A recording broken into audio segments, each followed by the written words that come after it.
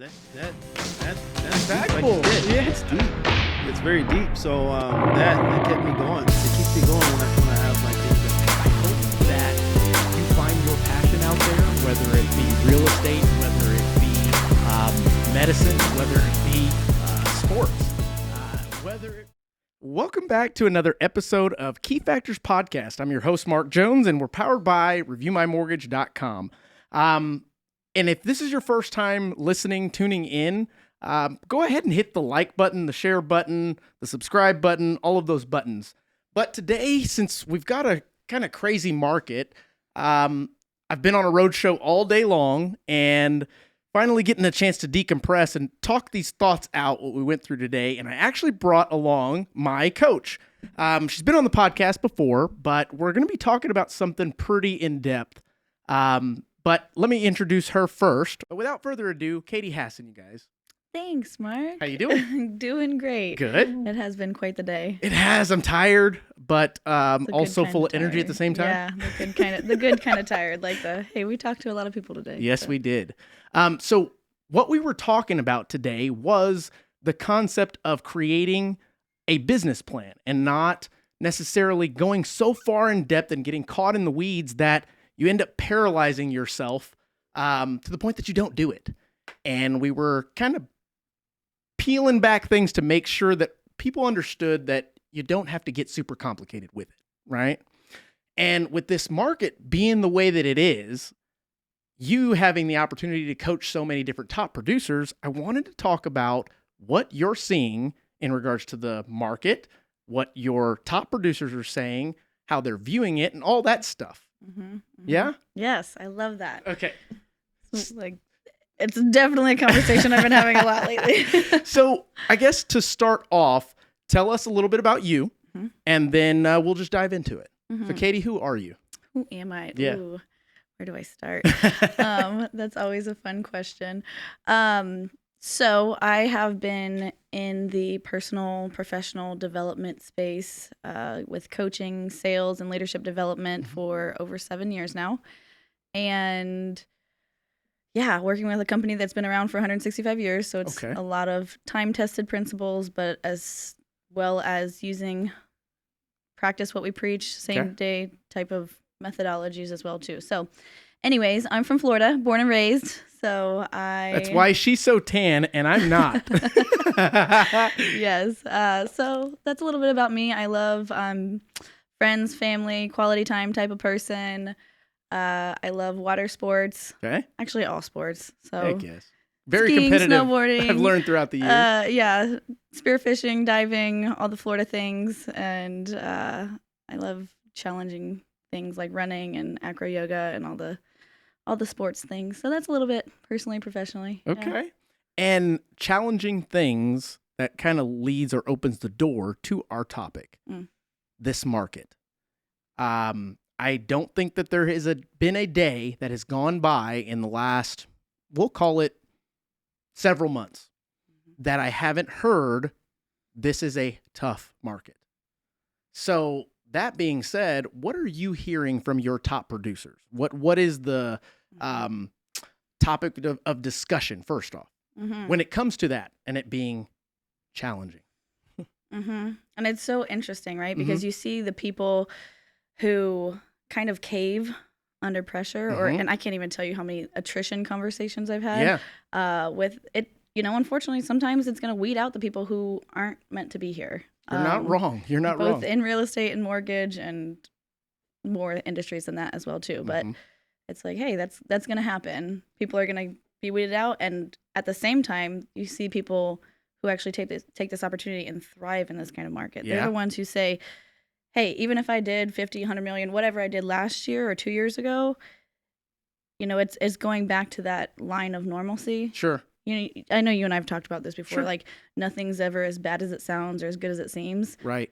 And thinking bigger picture, longer term, like those people, the people that are using this environment to thrive, are the ones who are like, hey, this is my time to plant the right seeds. Make sure I'm getting back to basics. That's a huge topic of conversations of what does basics even look like? Right. How do I get back to basics?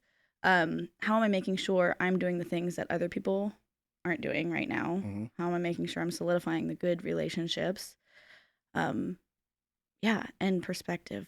So when it comes to the concept of this market being challenging, from the folks that you're coaching, and obviously there's plenty, so you've got a good pool to get a good perspective, and I feel lucky to kind of get this perspective. Do most of them understand what kind of market we're in, or are they still trying to figure it out?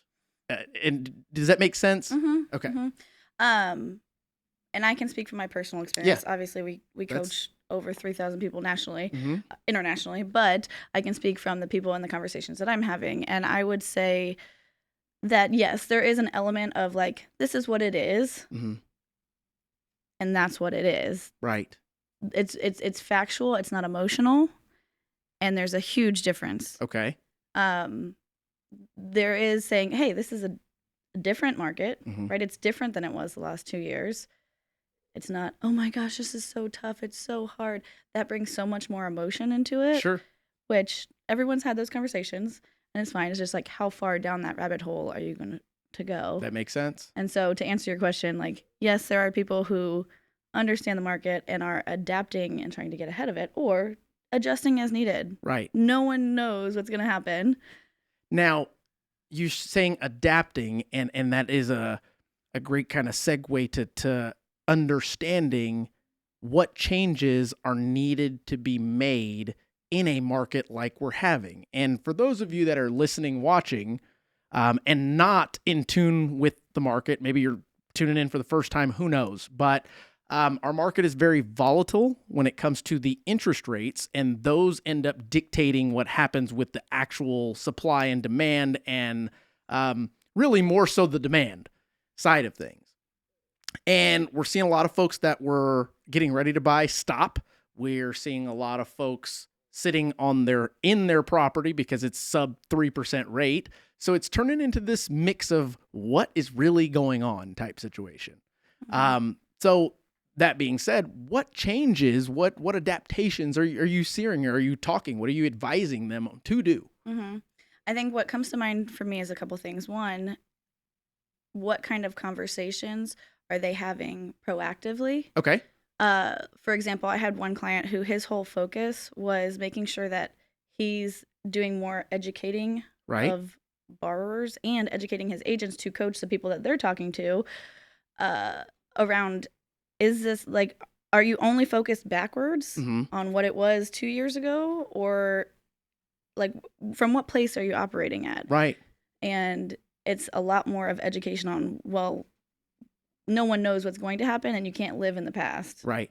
You know, you're not wrong there. I mean, are you seeing, and I call them needle moving activities. We've been in presentations, workshop back to back all day. So different analogies to this or alternatives that you can use are your CSFs, which are your critical success factors. Boom. Or your IPAs, which is not the beer. Yes, income producing activities. Boom. And then KPIs, KPI, what I call them are needle moving activities. At the end of the day, what I'm doing, verb, is it going to potentially generate income?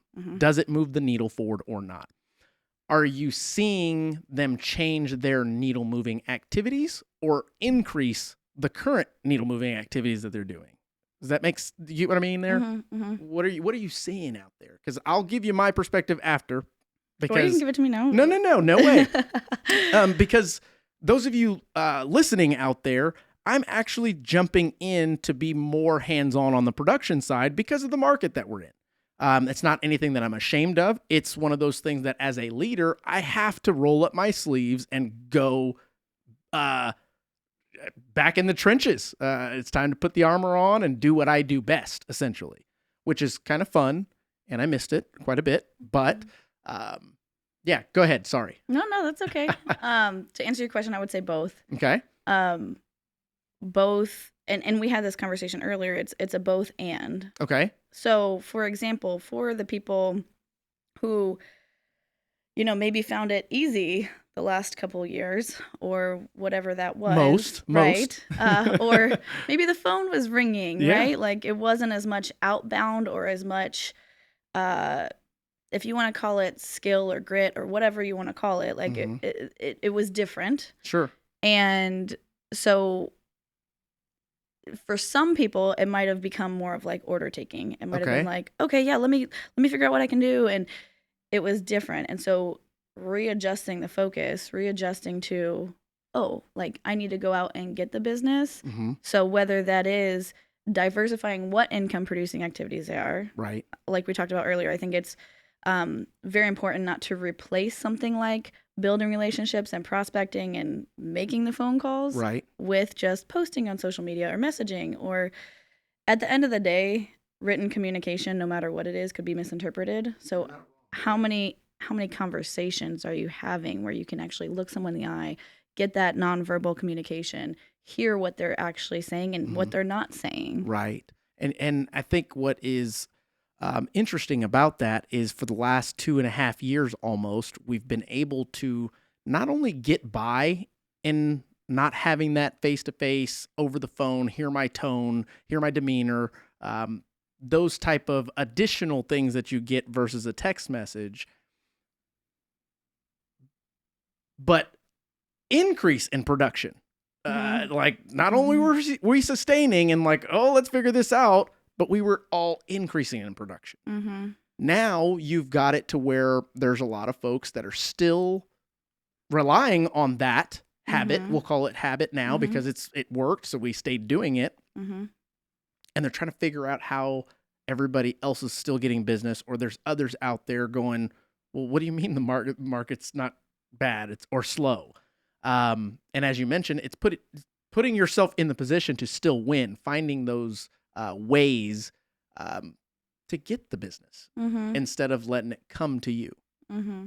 So that being said, and this is kind of a funny one, funky one, but in the past 2 years, you being a coach, have you seen less people or more people signing up for coaching as a tool to increase the production, or less because I don't know, they had excess before Mm-hmm. and they really didn't take it seriously anyway? Mm-hmm. Does that make sense? It does. And I think maybe your coaching friends would like to hear this conversation. Yeah, I think obviously it's going to depend on who you're talking to. Yeah. Everyone has their own perceptions. But I love when one of my colleagues, she was telling how she was talking to one of her like awesome clients, and Mhm. he's like, "Hey, stuff is happening, and I just don't know." And as he's talking himself through this whole conversation, basically saying, "I don't know if coaching is going to be right now. Maybe he's been in coaching for over 3 years, Sure. but like, hey, maybe I should pause right now." And then she asked a couple questions, and he's like, "Well, you know what? Actually, if I had a life-threatening disease, the last person I would fire is my doctor. So why would I sacrifice something that's only there to help my business grow in the time that it probably needs to grow the most?" Right. And I think you said it earlier, like the yes, people are still finding the need to invest in Mhm. themselves, Mhm. especially right now. Sure. So I don't know if that answers what the question you were talking It does to. kind of. Okay. I guess what I'm getting at is the folks that either took coaching seriously or not. Are you seeing the ones that were in coaching Mm. and we don't know what it's due to, but they Mhm. were in coaching and they fell out because production is going down? And I guess initially the production going down, it takes time for you as a producer to adjust to the market, right? Mhm. So you're going to keep doing what worked. And then it's like, okay, wait a minute. Now I need to change something, right? Mhm. But those folks were like, no, I'm going to cut all my expenses right away, et cetera, and it Mhm. cuts the expense that could actually get them there. Does that make Mhm. sense? Mhm. What do you think about that? Mm. Um, I've seen that happen. Yeah? Yeah, I've seen that happen for some people, and And what do you think about that? I mean, what are your thoughts on that? Give us the raw truth. my honest thoughts are like, hey, if it's time, if like I think of it in terms of like farming. I'm not a farmer.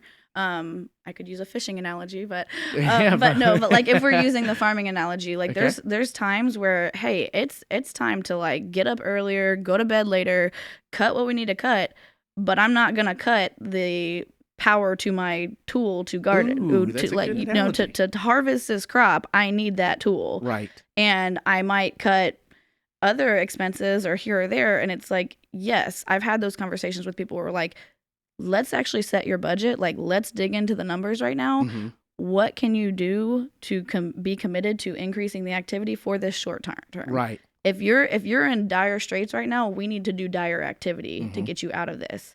And it's hard conversations sometimes, but you know, And the reason I ask is because you can probably look at plenty of studies being on your side of the tracks to determine, okay, if there's someone that takes coaching versus someone that does not, the one that is in coaching, and it doesn't even matter if they're doing it whole ass or half ass, their production's going to go up unless they're not doing stuff, what they're supposed to be on the job side, on the career side. mm-hmm. How is that not obvious to someone like that? Mm, Does that make sense?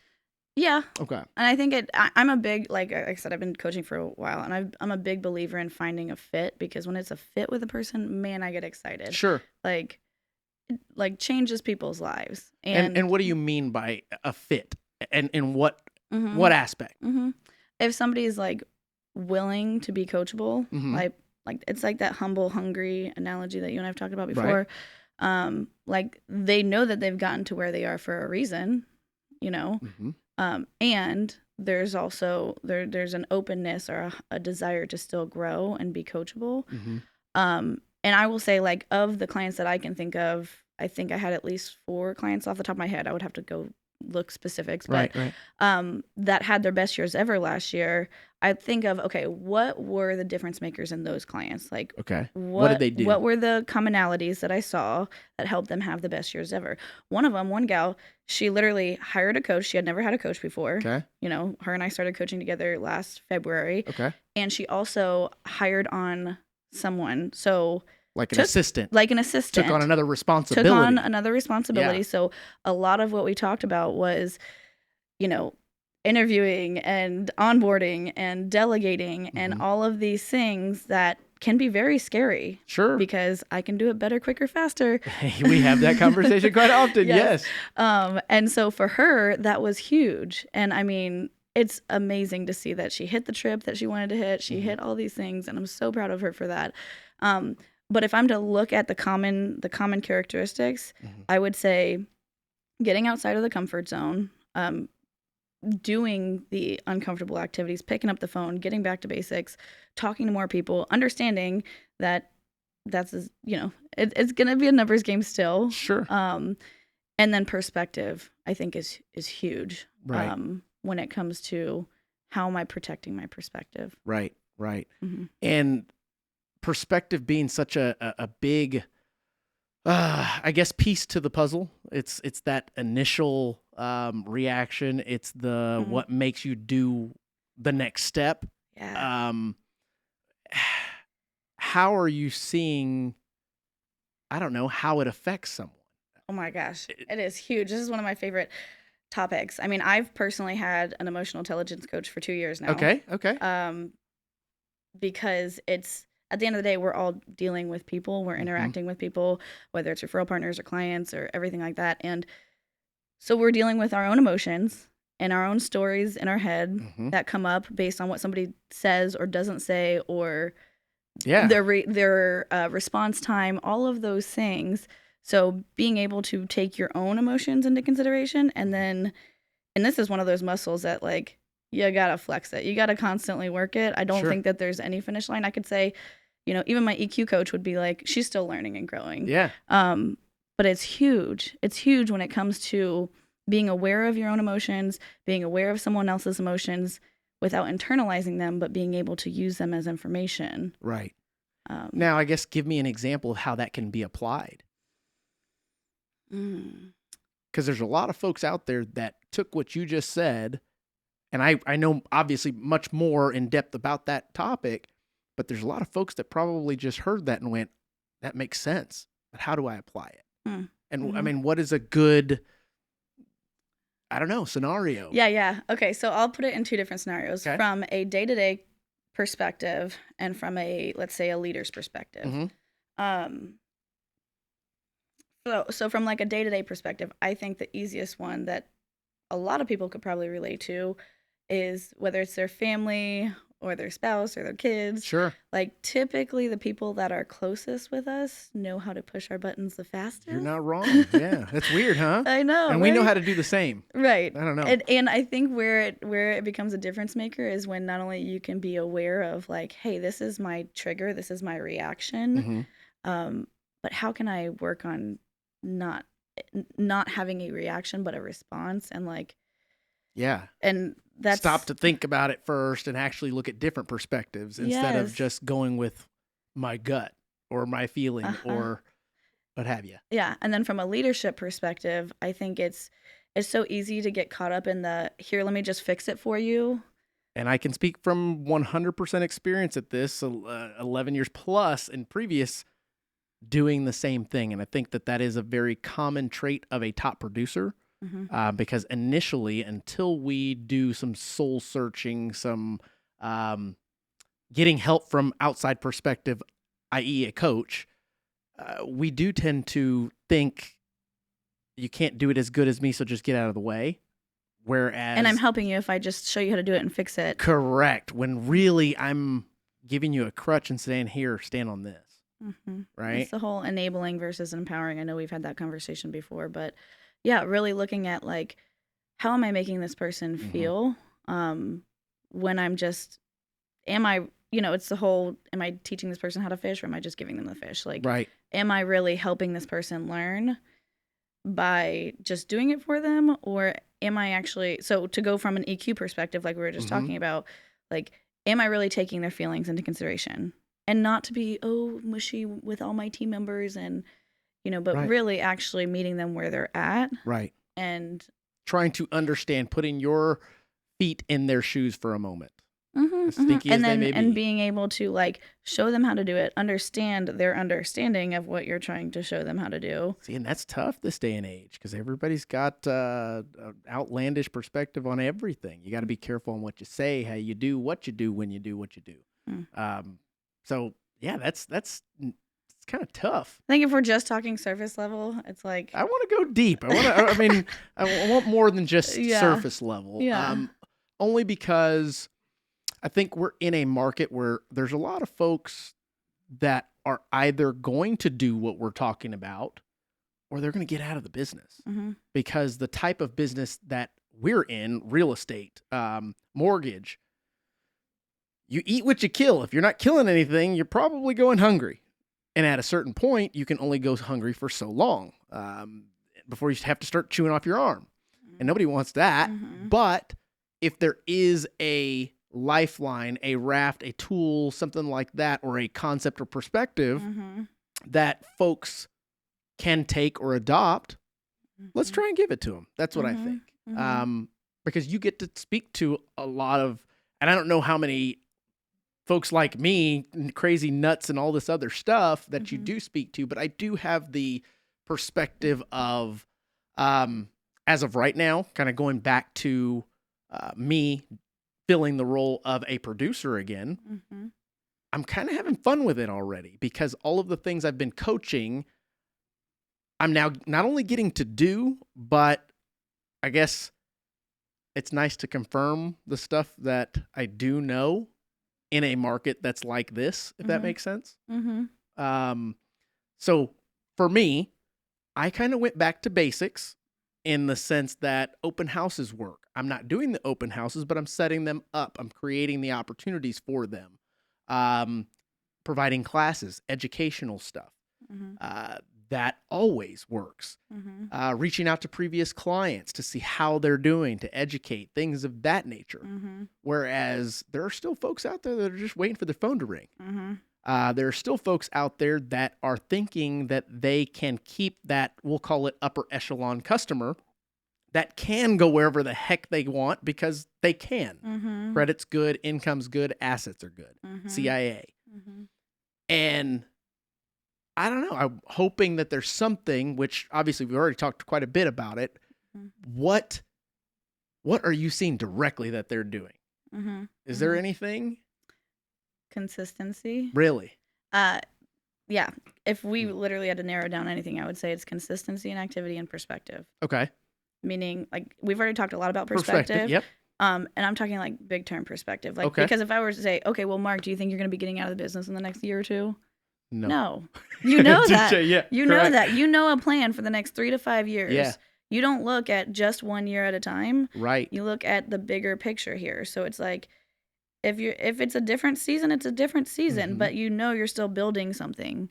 Okay, that leads to a pretty good question, I hope, because I've seen it firsthand. Those that are at least thinking year by year versus those that are thinking month by month, unfortunately.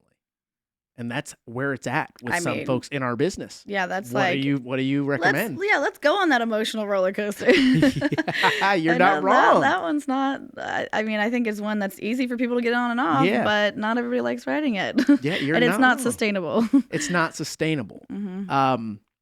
So for those folks that are back to the paycheck in our type of work, what would you recommend? I know what I'd recommend. I'd say, man, if you can't take out a loan so that you don't have to worry about that for at least the next 2 months while you put your heels into the ground and go hardcore, straight ahead, full steam ahead, or whatever they call it, might not be for you. Well, I would ask. And I'm real estate or mortgage on this. I would ask what their definition of a short-term sacrifice looks like. I like that. Okay. What do you mean? What it means to have a short-term sacrifice for the longer-term payoff. Like, are you willing to go get a second job and work on the weekends and wake up earlier, go to bed later, put in more activity for this short-term time? Of course, it's not going to be comfortable. Right. But it's still possible. Yes. Yeah. And so it's like, it comes down to, what do you want? And are you willing to put in the work for it? And really focus? And like I said, protect your perspective. I feel like that's so important. From a proactive, not a reactive standpoint. Sure. I mean, everyone has heard that phrase before. Like, it's mindset. Everything's mindset. Not necessarily. I mean, I like the concept of protect your perspective. Proactively. Proactively. Look, see, put that on a t-shirt. Yeah. But I do like that because in the market or in the day and age that we are in, information is freaking everywhere. You put on your phone and there's something about the real estate market. There's something about the mortgage market. And that kind of gets the people going type situation. So it's easy for somebody to have a strong mindset to eventually have that eroded to the point that it's like, okay, is this what they're saying real or really going to happen? And is there a crash? And which is both sides of the coin, right? That's what proactively protecting it. It's not just like you and I talked about earlier. It's like putting earmuffs on. It's like, okay, how am I feeding my mind positively, but how am I protecting my mind from what's seeping in from every, possible avenue, whether that's the person, whether that's your family, whether that's the person that you're doing business with, whether that's social media. Yeah. Like, what am I allowing myself to be influenced by? Sure. And am I actually checking in with that? Because it's easy to be inundated sometimes. Yeah, you're not wrong. I mean, we talked a lot about business plans today, and I want to try and incorporate that in somehow into this episode. So in switching gears a little bit, because you can only talk about the market and what they can do so many times. It's like the same thing we talk about. You can lead a horse to water, but you can't make him drink. I'm going to tell you what you need to change. You can try to make him thirsty, but you can't make him drink. Hey, you need to change. Okay. You need to change. And then it's like, okay, now you're out of the business because you didn't want to do the uncomfortable things. Getting uncomfortable, doing what you normally don't do because you didn't need to in the last 2.5 years type situation. Yes. And this will be my last point on this. Doesn't have to be, but go ahead. Okay. Well, and this is something that I incorporated for this year. Okay. What I've found to be helpful, if I'm going for a big goal professionally, if I also put a big goal personally that I want to achieve, okay, I've noticed that those disciplines or those habits correlate. Okay. Like, I guess elaborate, because mhm, that's an interesting topic and something folks can adopt. mhm. Um, one of my best friends convinced me to run a marathon, Oh my God. and so it was one of And those a things. marathon is how long? 26.2 miles. Whoa. So Okay. she said, that's on your bucket list. I'm like, no, actually, I don't know if it is, but she knew that I would be up for the challenge. And one of my first coaching clients, she ran 50, or for her 50th birthday, ran 3 marathons in 3 days. And I have a colleague who's an ultra runner, actually a couple colleagues that run like 100-mile. I'm like, okay, if they can do that, I can do that. Whoa.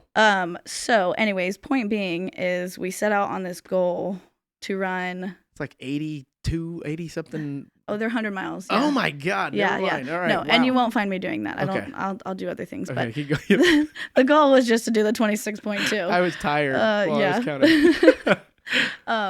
So we put in that plan in place, and you have to stick to a regimen to do something like that without injuring yourself. Okay. And so set that big goal, and while doing that was also able to have one of my best years and grow my business and focus in other areas and be able to do other things. Because at the end of the day, forming the habit of discipline is correlated, Mm-hmm. and it will like show up in other areas. So Sure. that's just something that I've noticed. I'll see if we could actually dig deeper on this, because it's not written or anything like that, but what are your thoughts on the concept of you picking a big goal that had to do with health alongside a hefty goal professionally? Mm-hmm. Do you ever see that becoming, or how do you feel about that concept? Because I believe that probably has a lot to do with it. Your healthy life, everything else kind of follows. Mm-hmm. But yeah, Mm-hmm. what do you think? Yeah, I mean, that's part of my goal this year. I'm training for another, I'm only doing a 10K this year. But Only. yeah, that one's not as a serious. It is a bridge run, so there's an incline, but Oh, Lord. so I'm doing that. And I also I hired a handstand coach. I have some handstand goals. I know. What? What does a handstand coach do? Just, okay, let's do it again. The same Again. thing. What does any coach do? They Touche. they They're hold there. you accountable. Yep. They give you some good techniques, and they motivate you. See what you did there? See what you did there? So hey, I'm in sales. That means I'm a buyer too. So, I like it. no, but yeah. So I put those things in place to help me hold me accountable to those goals, and I have lots of professional goals this year too. I'm gonna have my best year, and I'm gonna recruit some people too. Heck yes. Heck yeah. yes. Shameless plug. If you're out there and don't have a coach, probably look into Katie. Either she will, or she'll refer you to who. I only have 5 spots on my roster, but I got over 100 coaches that I can match you with. That's Yes. awesome. Yeah. Anyways. And go. Scene and scene. We were talking about crushing some goals. Yeah. Seems to be a lot of folks out there that are having a difficult time not only crushing the goals, but mentally and wrapping their head around I don't know, the concept of setting that plan in place. Mm-hmm. And going back to what we've done all day long. Mm-hmm. And there were so many instances where I was just holding back from kind of just doing what I do. Mm-hmm. But there are a lot of folks that are tough to come to terms with. This market's not going to change, so I've got to do something to change. It doesn't surprise me at the amount of folks that we saw today that did not have a business plan at January 23rd, because that's normal. That's totally normal. Me included when it comes to things like that, Mm-hmm. historically. But once it got serious, you have to have those things as a top producer, as a business owner. Well, I think there's a huge difference between people who take action on things. Okay. Right? I think we had alluded to this earlier in one of our sessions today. It's like you can catch yourself in that when-then cycle. When then, yes. When then. Yep. Okay, when January comes along, then I'll eat healthy. Mm-hmm. When I hit this benchmark, or when this happens, then I'll get a coach. Or when then, Yeah. right? When then is dangerous. When then this. Yeah. Yep. Like when I get that promotion, then I'll do this or Mm-hmm. whatever. what when then does is gives us the permission to procrastinate, not in a good way. Right. And I think it just gives us an excuse. And so it's like, if you can catch yourself in that when then thought process, it's like, wait a second, what is the root of that? Because ultimately the root of procrastination is fear. Right. And so it's like, if I can catch myself in that, it's like, wait a second, is this actually real? And that seemed to be a common theme of not only today, but anything anyone does in order to grow or to change. Or why If you don't know you it's change? good for Because you, I'm scared right? to change. Correct. Yeah. If you know it's good for you, there's a difference between waiting on something that you're unsure about, or that you're You haven't made a like, decision. You still have thought there's to- hesitation, and then there's a difference between, like, if you we like to say it's easier to act your way into thinking than to think your way into acting. I never heard that before. Okay, so if you we'll use a gym analogy, right? Okay. Say, oh yeah, you wake up in the morning and you had planned to go to the gym. Oh, but I think it'll be better if I go later. Like, later, I'm gonna think my way into wanting to go later. I see, because you've already pissed the plan that you had down the drain. You're like, whatever excuse overcame what you wanted to do, Yeah. or you said you wanted to do. When in actuality, if you just like make yourself get up, go to the gym, like, how many times out of 10, 9.9 times out of 10, you're gonna feel better that you got up and did it because you knew it was gonna be good for you. Right. So it's easier to act your way into thinking than to think your way into acting. That's a pretty deep concept right there. Yeah. I mean, when it comes to things There that you are, go, guys. Well, I mean, I Yet love like Brene Brown stuff, and like she has like the 5, 4, 3, 2, 1 kind of thing, and it's just about taking conscious actions, Sure. especially in the areas that scare you in a good way, intimidate you in a good way. Well, I think if we can, let's touch on your thoughts on people getting uncomfortable, because it seems like the fear and uncomfort, and that, again, it goes into anything. Creating a business plan. Why? Because you're scared of it being too intrusive. You're scared of not knowing how to do it and doing it wrong, or not being able to accomplish what you put down on paper. I mean, what do you see with that? What do you recommend? What are your thoughts? I think I've seen the fear of success. What happens if I hit my goals and then I can't do it Ooh, again? Or yeah. what if I'm expected to, there's too much pressure on the fear of success. There's obviously the fear of failure. What if I don't hit it? What am people are going to think? All of that. Or just the fear of the unknown. Like, I don't know how to create a good business plan or something. And like we were talking about earlier, it's like, done is better than perfect. Like, if anyone's coached with me, they know progress, not perfection. Yeah, It's yeah. like, hey, start somewhere and then go and build from there. But I think it's easier to, unless we are willing to see it or have someone point it out to us, it's easier to succumb to some of those hesitations, when-thens. So let's say someone that is knowing that they continue to miss the mark, not rise to the occasion, coming up with the excuse, would that be a reason why they would hesitate to, let's say, get into coaching or take advice or actually make that change? Because we're not in a market or situation to where somebody's scared of succeeding. They're 100% scared of failing, and they're almost paralyzed. And I keep saying they, but I feel like it's a large demographic of, let's say, a large group of new loan officers in the last 2 years that have gotten in the business. Probably a very select few handful of top producers still. And your folks that have been in the business for a long time and have been able to get by with being consistent with referrals. It's like, okay, what's going to happen? How do I make the push to actually do it? Does that make sense? And when you say I mean, you obviously have to want to make the change first. Yeah. Right? And people have to be honest with themselves about wanting to do it. But there's a lot of folks that want to do it, but don't actually do it. I think it might come down to forming those habits of getting uncomfortable. So do you suggest start small, or?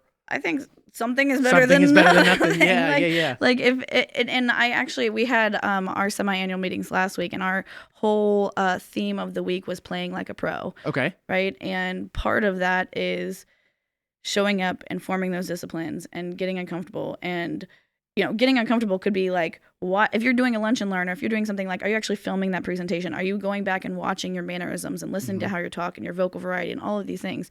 Like, are you actually watching the game tape, Right. or are you just showing up for the game hoping that you win? Well, that in itself is a trait or a habit of a top producer in any sales, in my opinion. I mean, if you want to be great at something, you're going to have to see the hard truth. You're going to have to record it. You're going to have to watch it back. You're going to have to tell yourself, you say too much, or you say does that make sense? Like me, I have these little things that I'm working on, but I'm willing to be honest with myself, willing to take the extra time to record it so I can watch back type situation. There's a lot of folks out there that previously were unwilling and are still unwilling, and now it's getting worse and worse. I can't say, is there any hope for them as a coach when you have, and I'm sure you've had this situation happen to where they want to continue to just go through the motions and think things are going to change. Are you honest with them? I mean, the hard truth and nothing but the truth? Yeah. You can't handle the truth. Sorry. And usually it sounds something like, can I give you a piece of encouragement? Or, I think, yes, I've had those hard conversations, and I've seen, but the difference maker is if someone is just willing to dip their toe in the uncomfortable. Like, if you're unconditionally committed to growing, if you're unconditionally committed to your business, like, you don't need to go run a marathon tomorrow, but can you commit to running a mile, or at least walking a mile? Baby steps. Right? Like I said, it's such a broad question for a specific situation. Right. I think it's different for everyone, but the difference maker is, like, are you willing to, it's the common denominator of success. Are you willing to do what other people are not willing to do and form the habit of doing that? So when these, I guess, $1 million producers, your folks that are social media influencers are talking about this, it's not fluff. It is real regardless of who you are. Everyone's going to have their own opinions. I'm a big believer of both and. We've talked about that today. Okay. Like, if I only just go post on social media and, like, oh, people are just going to flood into me. Like, yeah. At the end of the day, we're in sales. You can't just order take. Are you an order taker, or are you a professional? Right. Like, are you a professional who is working on themselves, working on their business? Am I only relying on referrals, or am I willing to pick up the phone and cold call? I've had some of my best connections from cold calling. Yeah. You and I met, you never know. randomly. Random. I floated you, essentially. That's true. I just walked up to you and had a conversation. Like, Yep. You never know who you're going to meet and what kind of connection you can make. And so treating every person that you meet as, hey, this could be an amazing friendship. This could be an amazing partnership. This could be, my next champion. Yeah. See people as champions. That's a great perspective to have on that. Because there are plenty of opportunities for folks out there to seize those moments, but they never come to be. Because they're unwilling to, and I'll use an example that just heard sent to the loan officers today. You got to see it earlier today, which was just a little excerpt from Patrick Bet David that's talking about the loan officers and realtors that are not going to make it in this business. And he's pretty honest and blunt about it, to the point, to where the video is only like 5 minutes long. And he says point blank, if your phone's not ringing right now, you didn't do enough calling out back then to have the referrals coming through currently, because even right now, you're going to get less referrals regardless. So therefore, you have to pick up the phone and start dialing outwards in abundance at the moment. And if you're not willing to do that, it might not be for you. I mean, does that, you feel the same way, I would imagine? Yeah. I mean, at the end of the day, sales is still a numbers game. Yeah. I think it's about working smart and working hard. Depending on what kind of level you're at. Right. If you're just starting out, you got to get the reps in to be able to adjust your form. And I think the biggest thing that we can possibly take away from this is there are a lot of folks that may have forgotten that what we do for a living, real estate and mortgage, is still sales. Mm. Even though it didn't feel like it for a while. It's not just educating It's people? not just educating people. That's exactly the point there is we've flipped, and I've heard it many times. I've actually said it a couple times. Mm-hmm. But when I was saying it, I still knew that I'm educating you by way of sales, or I'm selling by way of education. It's just a little bit added value. Right. But there's a lot of folks that adopted it because it was easy and it didn't sound salesy. I mean, it's in itself, that's what it is. Right. That's a whole nother can of worms for another time. Yeah. What does salesy mean? What is sales? The true definition is not pushing someone to buy something. It's actually being able to ask some good questions, be able to find a need and provide a service. It's being able to lead someone to a point of decision. Right. And how are you asking those kind of questions? So there's a technical skills piece of it for absolutely, sure. yeah. And then there's the consistency piece of it, or just like, what are you actually doing with that? But what folks are having an issue with is getting the fish. It's like fish where the fish are. Well, where the hell are the fish? They're out there. They're out there. But you've got to go find them. You've got to be the salesperson. You've got to do what it took to get you to this point. And if you're just now getting in the business, you better learn really quickly. Yeah. And you bring up the fishing analogy, which I love, of course. So you got to use the right bait. You got to know, are you only fishing with one pole in the water? Yeah. Yeah. Where are you fishing at? And that goes hand in hand with the needle moving activities we've been talking about all day. I mean, and the part that I love about the presentation is when I get to hear what others believe needle moving activities are. And 80% of the time they're right. They're just forgetting to put how often or the frequency. There's some times where you go, you don't know, you don't get it yet. And then once you explain it to them, it's like this aha moment of, oh my God, I've been looking at this wrong. And it's often fun to I guess see that play out. But as they say, you go to seminar or anything like that, listen to this podcast, and 24 hours later, you're back to doing the same shit. Hopefully you gain some ideas or perspective or nuggets from this. Yeah. But if you need the accountability, then there's a whole different conversation. Yeah, you're not wrong. Well, it's been a long day. I'm super impressed that we even at the end of this day were able to can something, and there's plenty of value within this. Is there anything that you want to kind of give the listeners in way of value, additional anything that Katie can just sprinkle on top? I'll just sprinkle on top. Yeah. Icing on the cake. icing. I think right now, probably just remembering, at the end of the day, you got to work hard. You got to put in the activity. Be kind. Okay. Realize, hey, I can make an impact, an impression with someone. Just, who knows? The person that I meet on the street. Work hard, be kind, do what you say you're going to do. Huge one right there. At the end of the day, watch what somebody does. I'm gonna hone in on just that one thing that you said, which is do what you say you're going to do when you say you're going to do it. I think for those listening, if there's one thing that you can take away from this that will actually change the trajectory of anything that you're doing, I don't care what it is, hold yourself accountable to at least doing what you say you're going to do when you say you're going to do it. That's I can't say it's a character flaw, because I don't believe it's that deep as far as it that's your character of not doing what you say you're going to do. I think we do it unintentionally sometimes because we want to fulfill whatever is being thrown at us.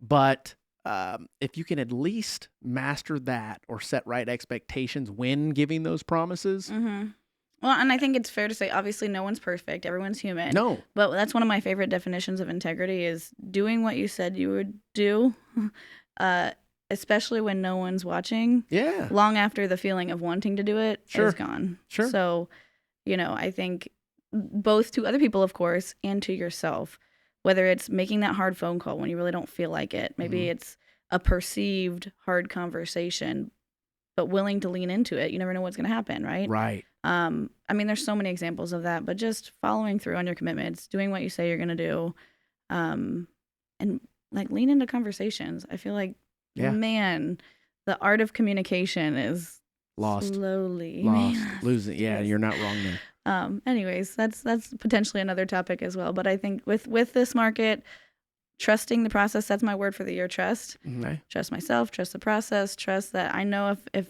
hard work always pays off. Sometimes now, often later, but always eventually. Right. Ooh. Say that one more time. That's something that Southwestern preaches a lot. I love it. Hard work always pays off. Sometimes now, often later, but always eventually. Ooh. Okay. Mhm. Guys, I hope that you got something out of this. Plenty of nuggets, so to speak. Theoretically, philosophy. I mean, I would like to go super in depth, and any one of these conversations can go deeper down the rabbit holes. Keep it simple, But silly. the goal is to keep it simple, silly. Don't be stupid for the moment. I won't edit that out either. Oh, goodness. That's awesome. Katie, thank you. Thank you for joining me on thank this, and you. thank you for It's been opening up fun. about this stuff. I love having conversations like this. So if anybody wants to have a conversation, I will happily have these conversations. There you go. All right, guys. Well, it's been a long day, and I thought this was a pretty great way to end this. Again, if you know anyone that could possibly get something out of this, make sure to share it, like it, subscribe it. If you're watching on YouTube right now, and you didn't hit the like button, hit the like button now. Catch you on the next one. That's Impactful. deep, like you did. Yeah. It's deep. It's very deep. So that kept me going. It keeps me going when I have like things that I hope that you find your passion out there, whether it be real estate, whether it be medicine, whether it be sports, whether it